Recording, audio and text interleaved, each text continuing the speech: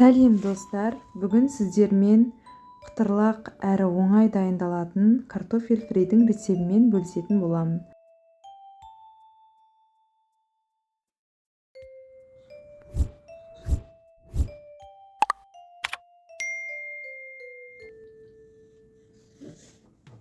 Ең алдымен ірі 4 картопты таңдап алып, жуып тазалап, осылай соломка түрінде бір келкі етіп турап аламыз.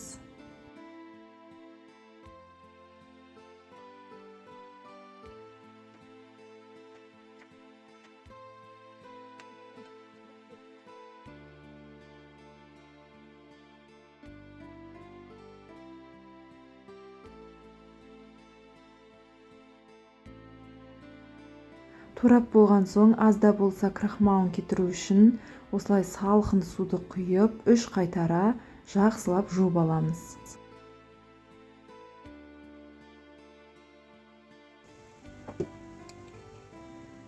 Одан соң қайнап тұрған суға 1,5 ас қасық тұз бен 3 ас қасық қантты салып, жақсылап араластырып, бетін жауып, 1 минут қайнатып аламыз.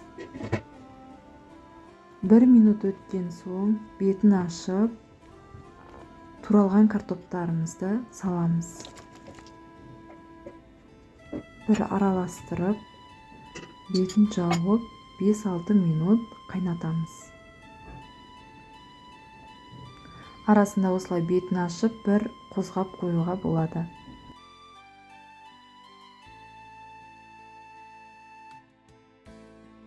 Менде 5-6 минут өтті. Енді жартылай піскен картоптарымызды басқа ыдысқа сүзіп аламыз.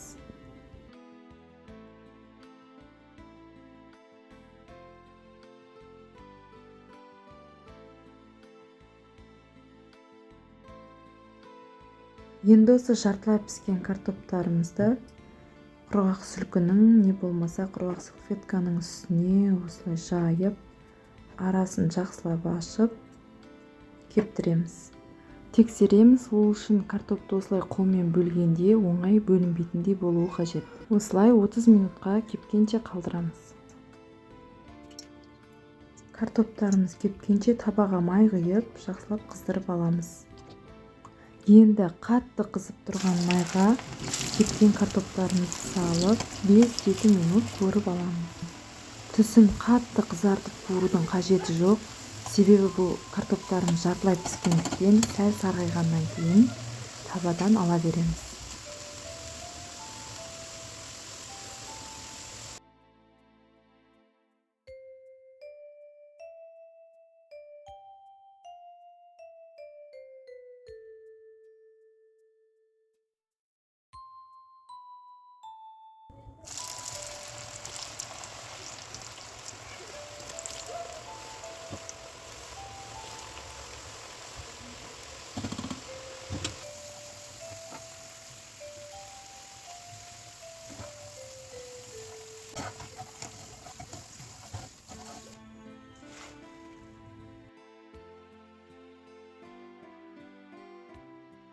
Осымен біздің қытырлақ әрі өте дәмді фриіміз дайын болды.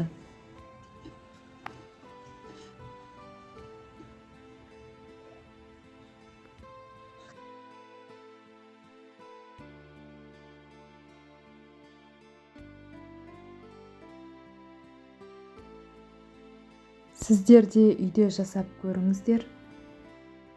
Егер видео ұнаса, лайк басып, арнаға тіркеліп, қоңыраушаны басып қойды ұмытпаңыздар. Комментарийге келесіде қандай видео рецепт көргілеріңіз келеді, соны жаза кетіңіздер.